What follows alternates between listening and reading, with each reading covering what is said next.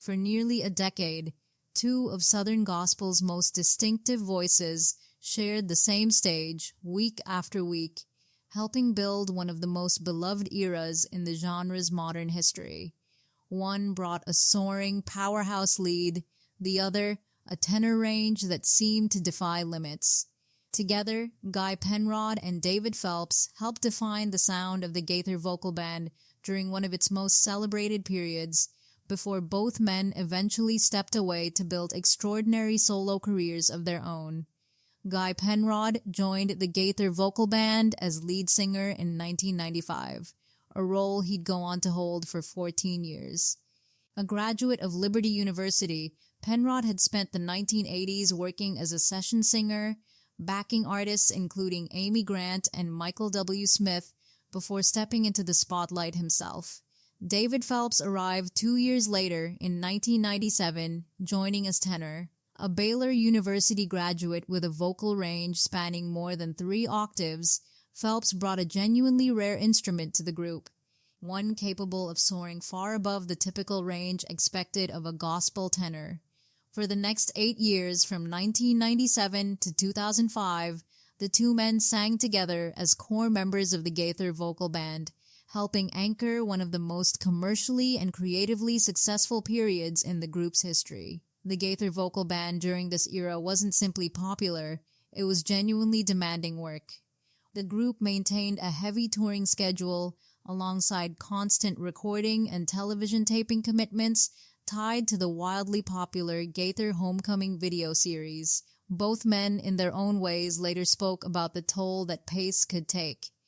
Penrod has since described the years of touring as physically and personally demanding, citing the rigors of the schedule as something that eventually factored into his decision to pursue a different path. Phelps, similarly, balanced the group's relentless calendar with his own creative ambitions, eventually deciding in 2005 to step away and focus more fully on a solo career of his own. Phelps's departure in 2005 didn't end his relationship with the group, however. It simply marked the first of 2 distinct chapters in his time with the vocal band. By January 2009, the Gaither Vocal Band experienced one of the biggest lineup changes in its history. On 13th January, Bill Gaither announced that Guy Penrod would be leaving the group after 14 years to pursue a solo career, alongside baritone Marshall Hall's departure. In the same announcement, Gaither revealed that 3 familiar voices would be returning: David Phelps as tenor, Mark Lowry as baritone, and Michael English as lead, transforming the group into a 5-member quintet for the first time in its history. Penrod's own account of his departure has remained consistent and gracious over the years. He's described the decision as a genuine redirection, driven largely by the demands of the road and by a desire to build a different kind of career, one that would eventually include a Grammy Award nomination and a chart-topping solo album, Hymns, which became the top-selling Southern Gospel album of 2012.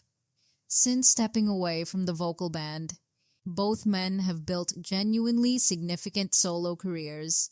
Penrod released his debut solo album, Breathe Deep, in August 2009, blending contemporary Christian themes with country influences, and was later inducted into the Texas Gospel Music Hall of Fame in 2011.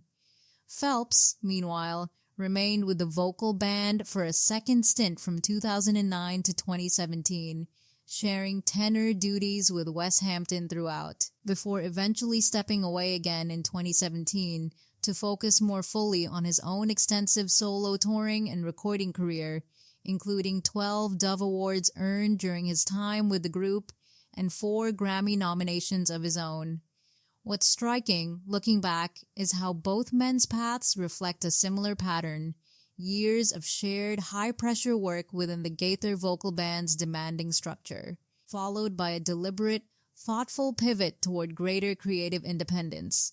Guy Penrod and David Phelps never set out to be compared to one another. Their voices, after all, occupy completely different registers and roles within a group.